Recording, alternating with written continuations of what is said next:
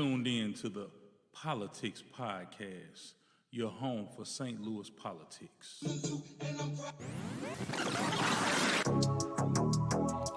What's up, St. Louis? We back in this thing again.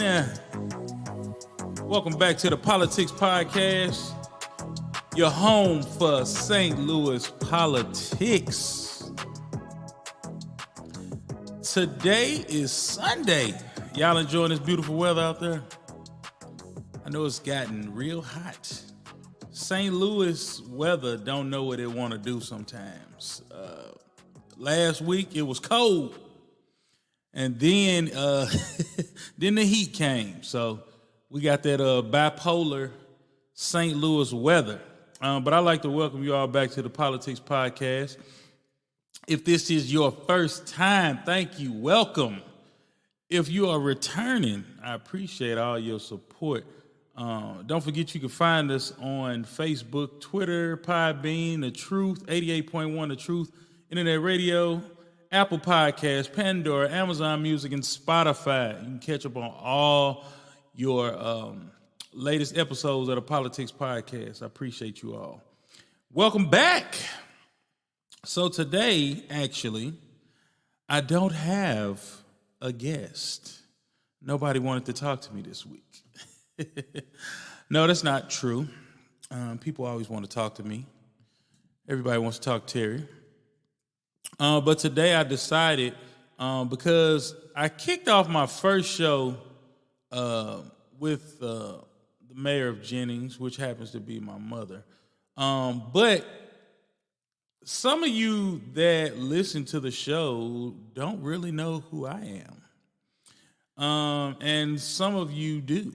But some that do know me probably don't know everything about me. So I said, you know what? I'm going to take this time to introduce to the world and St. Louis who Terry Wilson is. And so I'm going to kind of talk you guys through my little journey so far in politics and community work, so you can know who you're listening to. So I am Terry Wilson, as you can see down there, right there, Terry Wilson. I actually started I'll go back. So I started into politics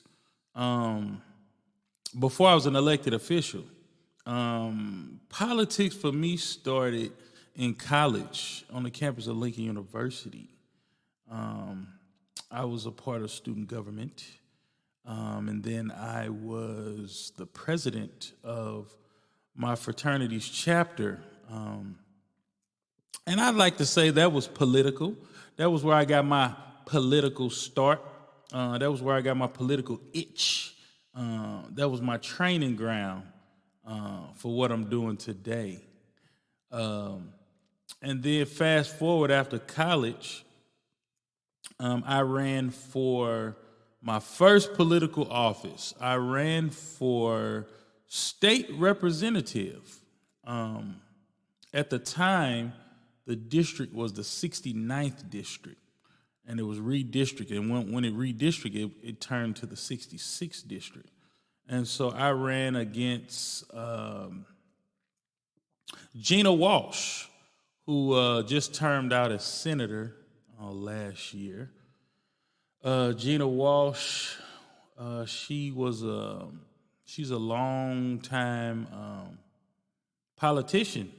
And when I did run against her, I actually really didn't know much about her, and to be honest, didn't really care. You know, all I knew was I wanted to assume a leadership role in my community. I did a little research, and I said, you know what? I want to run for state rep. Crazy, huh? Well, that didn't work out so well. I lost. And part of that was I didn't really I ain't know what I was doing. You know, when you run for office, you got to know how to run and win. Well, first off, you got to know how to run. You can have all the ideas you want. You can have all these capabilities and abilities that you think you could bring to the table, but at the end of the day, you can't do none of that unless you win. And so you have to have a plan to win. And so I lost. But I said, you know what? This is something I think I could do with some proper planning. I think I can make this happen. And so 2 years went by because a state representative seat is it's a 2 year term. So 2 years went by, and I said, you know what? I'm gonna do it again. And I decided to run again, but at this moment, Gina Walsh had termed out, and she was running for Senate at the time. And so I decided to run, and once again, I ran against someone who has been in politics for a while. I had a strong network, had a constituency, had good name recognition in the community. And actually, I interviewed his son last week. Tommy Pearson Sr. Is who I ran against. And once again, I lost.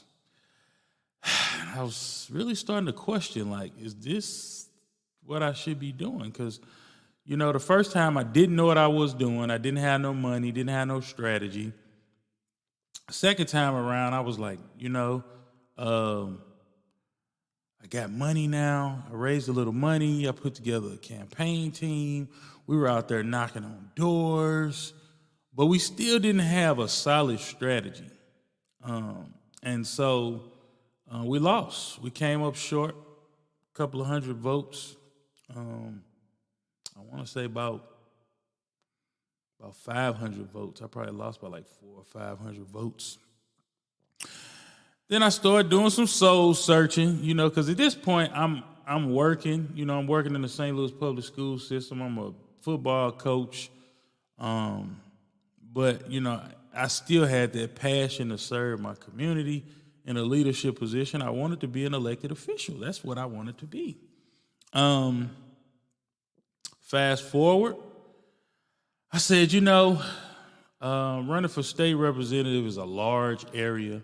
I'm not really known outside of where I live. I mean, I'm known, but I'm not like known like that. State representative, I mean, a state rep district is probably about between 20 and 30,000 people. And so, you know, as I'm running for these positions, I'm meeting people and I'm networking. And, you know, people are giving me advice. People are giving me an opportunity to help them out with their campaigns. And so, you know, I'm learning the ropes about things that I could implement, you know, next time I run. And, you know, like I said, I've gone to meetings and, you know, really getting out there, networking, building relationships. And somebody told me, they was like, man, you know, you really work hard. I like your energy. I like your enthusiasm. You seem like you're going to be a real good leader, you know.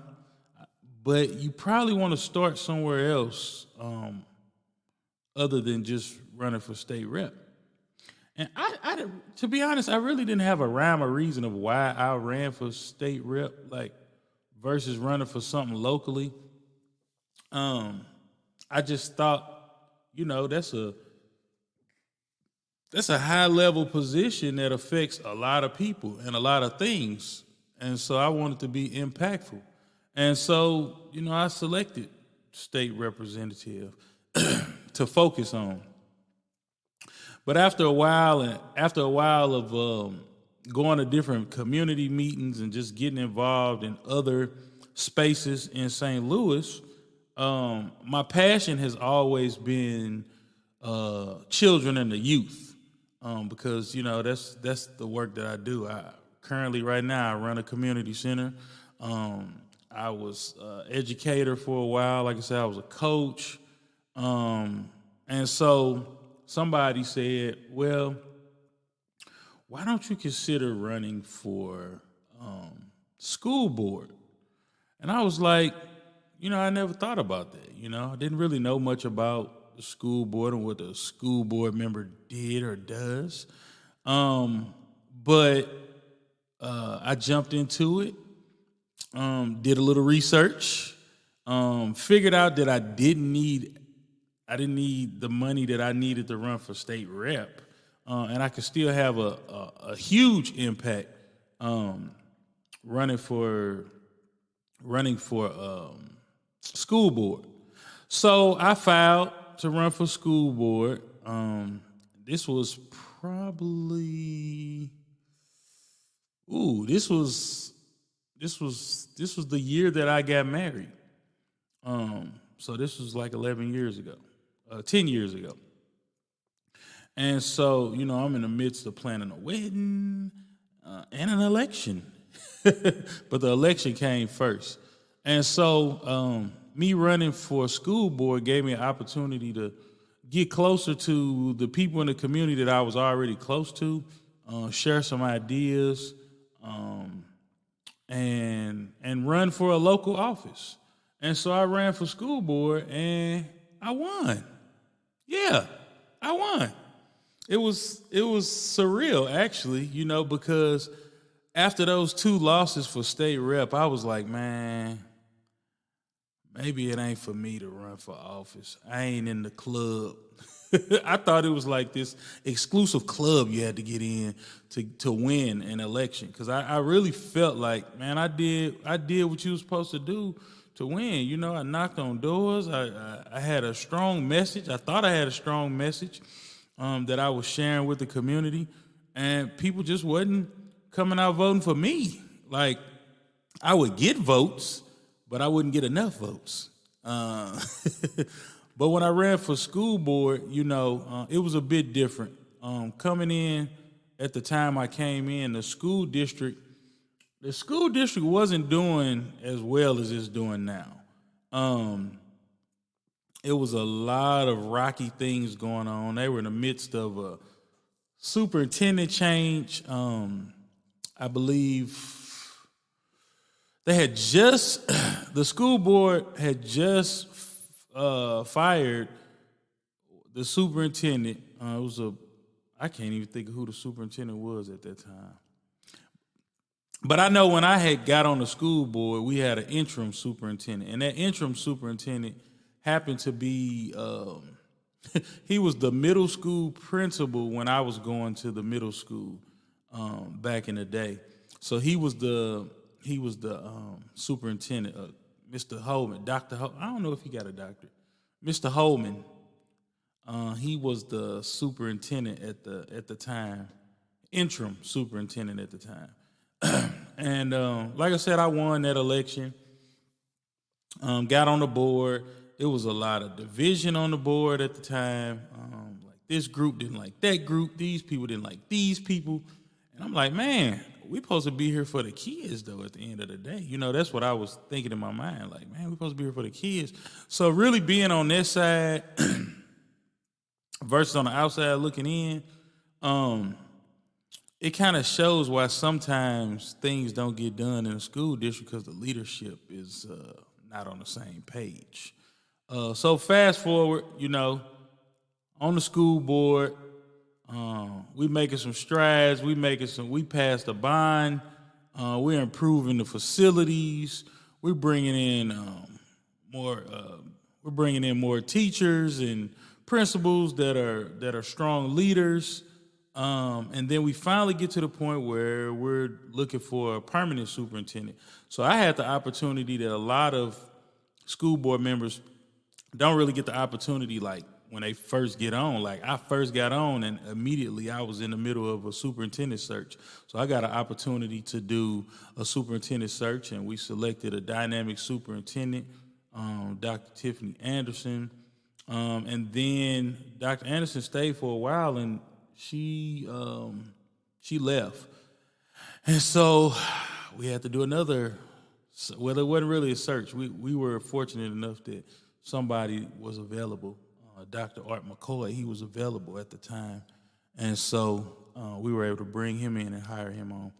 Um, but while being on the school board, I learned a lot legislative wise. I went to a lot of conferences. I did a lot of the professional development that's offered.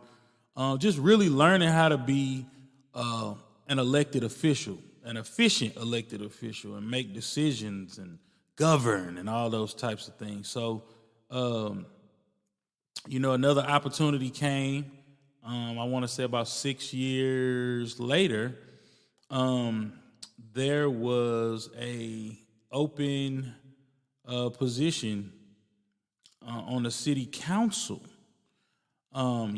City council. And so I was like, I think I want to run for city council. And, I had been serving on the school board for a while. And I felt like I was ready. We had accomplished a lot while I was on the school board. I felt comfortable legislating and making decisions and things of that nature. So, I said, hey, why not? So I put together a little team, raised a little money, and then I ran for city council and won in large fashion. And so, served on city council, still currently serving on city council right now in the city of Jennings, the great city of Jennings. And I was fortunate enough to serve on other boards. See, the thing about being an elected official, you get an opportunity to not only network locally, but regionally and nationally, because they have all these different associations and things that, we are a part of. And so learning, networking, and things of that nature really helps you along the way when you're making decisions on behalf of the constituency and the seat that you serve. Like being an elected official is not like a regular job where you kind of forced to do certain things. Like you kind of have to be proactive when it comes to learning the job and the duties of an elected official. It's no real way to really prepare other than to just do it and go to those different trainings and stuff like that. So, I was fortunate and I took advantage of a lot of those opportunities. And I really, like I said, learned a lot, and my confidence grew, my network grew. So I got a lot of people that I can lean on now. And so moving on from that, like I said, I'm currently on the city council now in the city where I live, great city of Jennings. And started to get more involved with the party. So I am a Democrat. And I started really getting more involved with the party and seeing the party politics. See, because the party politics is a bit different than the actual position of serving. So that's a whole separate that's a whole separate way of politicking. Excuse me. And so as I started getting more involved with campaigns and helping out candidates and things of that nature, I started getting more involved with the party because I was helping out candidates that were running for governor and lieutenant governor and county executive and county council and all of those other larger positions outside of school board and city council. I even helped a couple of state rep candidates as well. And so when you start working on that level, you get a little closer to what the party is doing. And so that brought me to the other position that that I'm currently serving in now, and that is the committee man for. I'm a Democratic committee man for the Norwood Township, and so a committee man, pretty much to I guess to sum it up, the committee man and committee woman is basically the organizer of the party. locally. And so it's our job to organize our community around elections, campaigns, issues that relate to the Democratic Party. And so we kind of lead and spearhead that. And I kind of was already doing that in an unofficial capacity. And I felt like our township wasn't really active as it should be. And the key to a strong voting constituency is organization. And so, I felt like, I've been serving, I got the respect of the community. I've been doing a lot of this stuff already, helping out with campaigns, recruiting candidates, all of that. And so I decided to run for committee man. So now I'm serving in two positions. I served the school board for 10 years, and I guess you would say I retired from that position, which was pretty cool. But now I'm currently serving as city councilman and Democratic committee man. And I've been a committee man for almost a year now.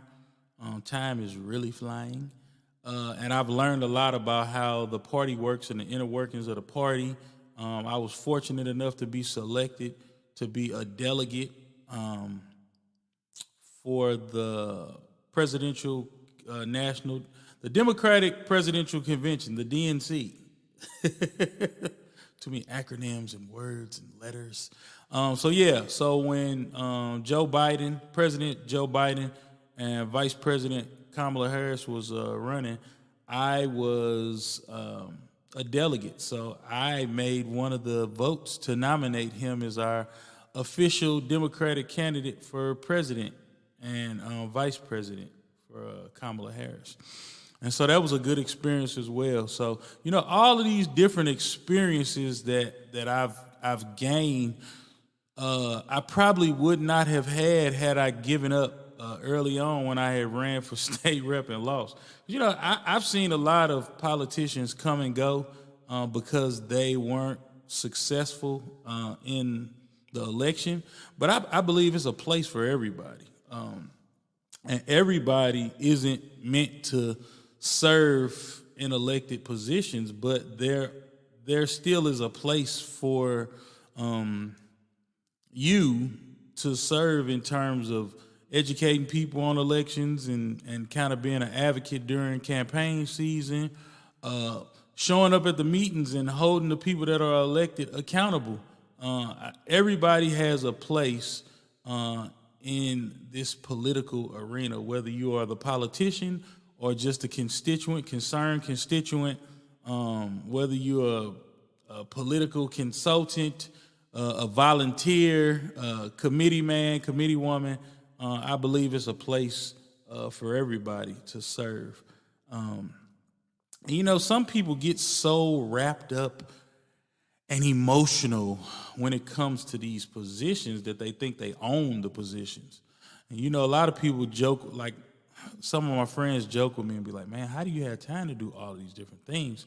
The reality is I make time, but I make time to do it because I really want to learn and understand what it is that needs to be done so I can educate other people like my friends and family and people in the community and be an inspiration to them for them to do it as well, and then I can actually tell people how to do it or how to run for office or what to expect when you get in these positions. Really be a resource. I really want to continue to be a resource, a leader in the community. Because like I said, it's a lot of talent in our community that could be very useful in these positions with making the change that we want to see in our community. Just that's what I set out to be and do, and I'm going to continue to serve with dignity, integrity, and I'm going to always be open to learning new things. I think a lot of people get in certain positions and they feel like they don't have to learn nothing else, and that's just not the case. It's not. But I'm gonna take a short break real quick because I'm getting winded, boy. It's like doing a podcast by yourself without having to interview somebody is very challenging. But we'll be right back shortly. Sit back and relax. This is the Hip Hop Gardener from Blackberry Landscaping. And when I'm ever listening to an app of podcast shows, I'm listening to the hottest show in the loop, the Politics Podcast, your home for St. Louis politics. You better ask somebody.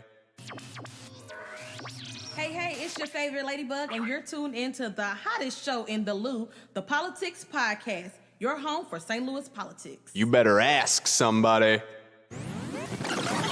You're tuned in to the Politics Podcast, your home for St. Louis politics.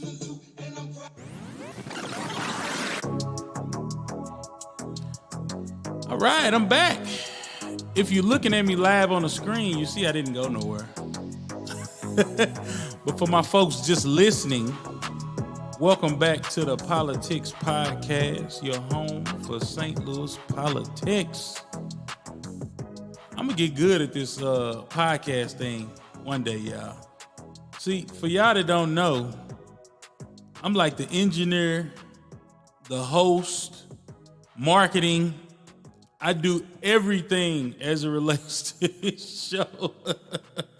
And I appreciate you all supporting and tuning in, man. You know, I really started this show really just to educate the community and bring awareness to things that are going on in St. Louis in particularly and in the region in a positive way, a more positive way, because you know, we got a lot of raunchy shows out there. We got a lot of negative, drama-filled shows, and you know, I didn't really want to take that angle with our show. Now, if there are some issues that do need to be talked about as a community, we definitely won't shy away from those things. But we're gonna try to leave the conversation with some type of resolution or solution to the issue that we are speaking directly to. And today I kind of really just been talking to you all about, you know, my experiences and my journey on being a politician, elected official, a community leader.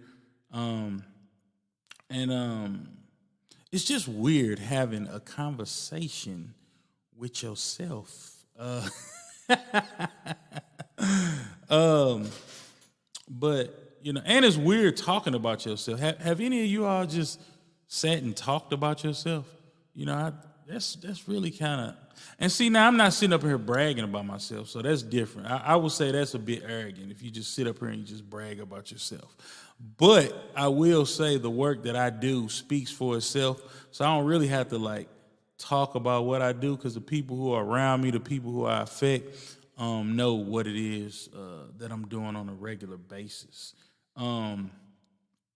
And, you know, when I am interviewing my guests, mainly politicians and elected officials and community leaders, I asked a few set of questions. So if you've been following my show, you've kind of heard the reoccurring theme of some of the questions that I do ask. And I'm going to kind of answer some of those questions myself. I guess I can't interview myself. I'm just talking. But I'm going to answer some of those same questions that I ask the elected officials. And one question that I usually ask the guests that are in is what has been the biggest challenges since becoming an elected official. And, you know, I would say for me, one of the biggest challenges really has been dealing with, I guess, people who are elected, other elected officials. I would say that's one of my biggest challenges. Because sometimes it gets difficult when you're in the same space trying to make change, and everybody thinks that everybody has a motive, and I guess everybody does have a motive, whether it's positive or negative. So having a motive, I would say, isn't a bad thing. I just think some elected officials are always kind of on edge when it relates to someone else, like moving up, I guess. And so I wouldn't even call it jealousy, or I don't know. I just know, for me, being an elected official, people always think that you're trying to, I guess, move past them or whatever, and that's always been a difficult part, because when I'm working on something with someone, I'm genuinely working on something with someone. Like, I'm not trying to get at you or outdo you or what have you. And I think that's the difficult part, really trying to get some people to feel comfortable, to know that it's okay to work with each other. It's no competition. If my city's doing something and we can be a resource to your city, I have no problem with sharing information, because, you doing good only helps our community. So if one community is doing good and the other one's not, that's not a good thing. I say that's one of my biggest challenges, is just navigating and dealing with certain people. I say that. And I always ask guests that are with me, what advice I would give someone wanting to run for public office. And so if you were to call me right now and tell me, hey, Terry, I'm thinking about running, the first thing I'm going to ask you is the same thing that folks ask me. I'm going to say, why? Why do you want to run for that position? And it's not that I'm not the gatekeeper of saying you should run and you shouldn't run. If someone asks, I'm going to give them honest feedback. And I'm going to tell them to do their research on the position, see what it entails, see what the duties are, have a plan to win. Because, like I said, you could have all these great ideas for your community, but you can't see it through if you're not in the position. So if it's city councilman that you want to run for, I would say do all the research on the issues. I would say do all the research on the things that you can do as an elected official, because I think that is where some people get some things misconstrued too.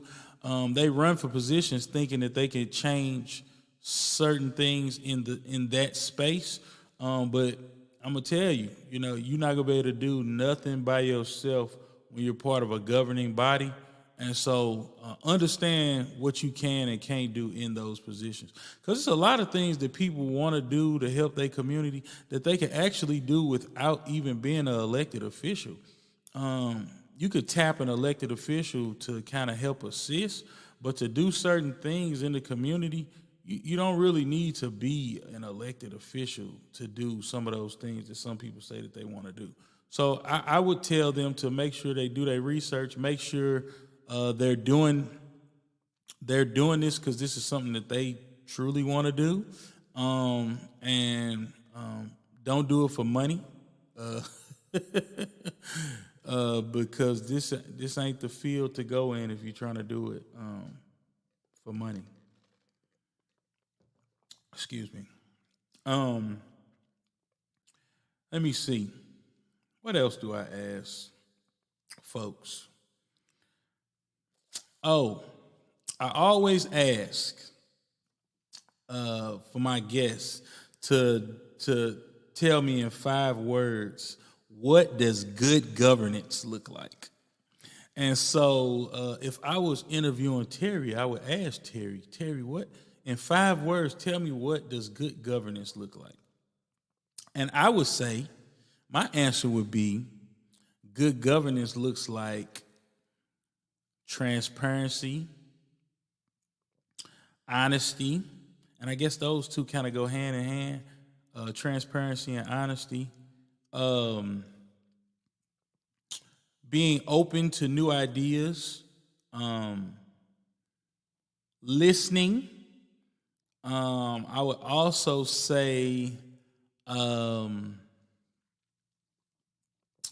an open door policy as it relates to the people that you serve. Because, like I said earlier, when you get in these positions, like you don't own the position that you hold. You're there to serve, and you're there to serve people. And so, and without the people, you wouldn't be there.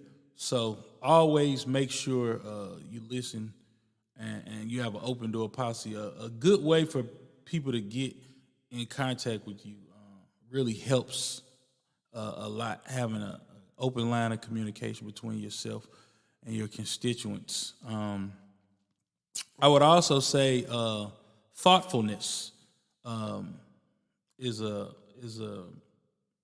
what good governance looks like as well. Doing things with thought and really thinking about how this is going to affect the community, how this is going to affect a situation, how this is going to affect everybody around you. And I think I said 5 words. I usually I interviewed somebody a few weeks ago, and I think they gave me 2 words, but I didn't hold that against them because I asked for 5 words. But yeah, so just to kind of wrap up, I've served in a lot of different capacities. I serve on certain boards, and I've learned something different in every capacity.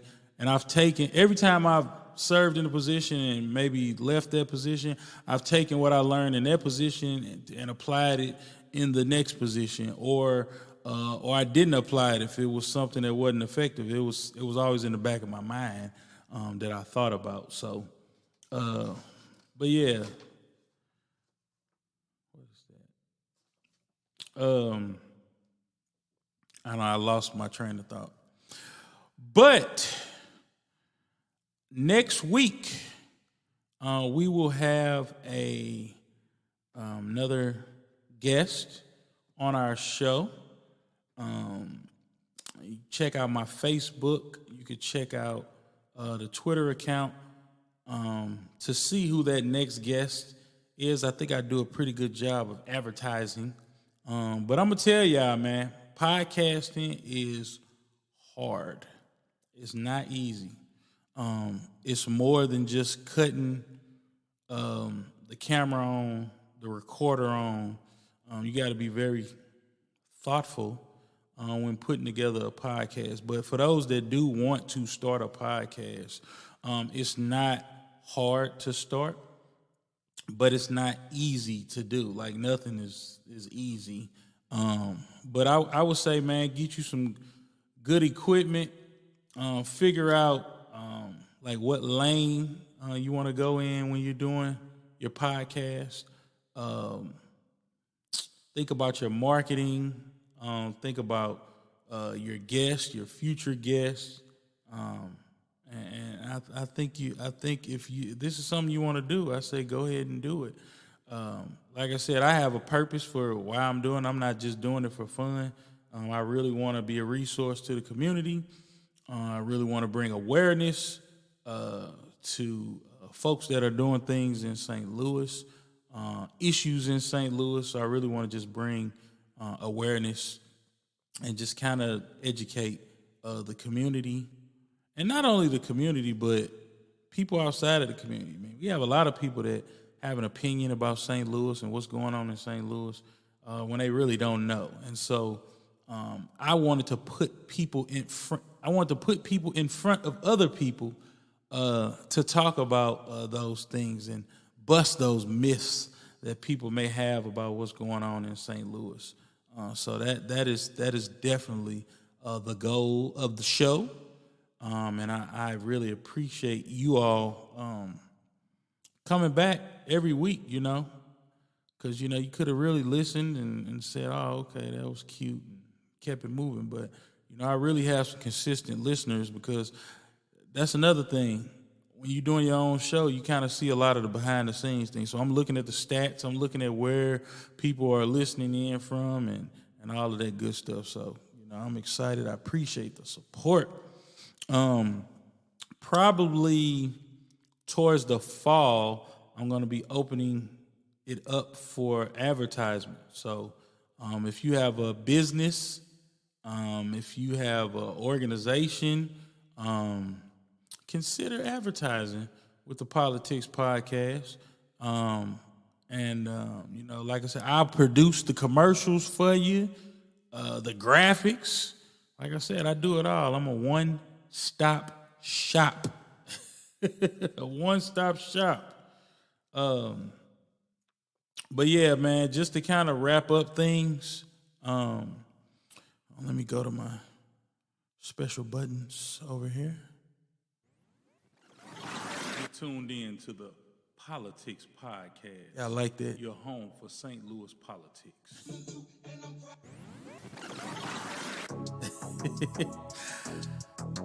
Yeah, so I'm going to go ahead and wrap things up. Just wanted to come and talk to you guys just a tad bit about what it is that I do and what I've done in the world of politics. You've learned that I served in a few capacities, currently still serving right now. And my whole goal and mission is to just educate you, bring some education to the community about what's going on in the community, about who's doing what in the community. That's my whole goal, y'all. And I am actually impressed with myself because I talked for 42 minutes, non-stop. This was an experiment. And I hope I succeeded. Hope you all come back next week. We have a guest plan for next week. That'll be advertised shortly. So be on the lookout on my social media. Be sure to check us out on Facebook, Twitter, Podbean, 88.1 The Truth Radio, Apple Podcasts, Pandora, Amazon Music, and Spotify. We'll see you all next week. Appreciate y'all tuning in to the Politics Podcast, your home for St. Louis politics. We'll see you next Sunday. Everybody be well. We're out of here.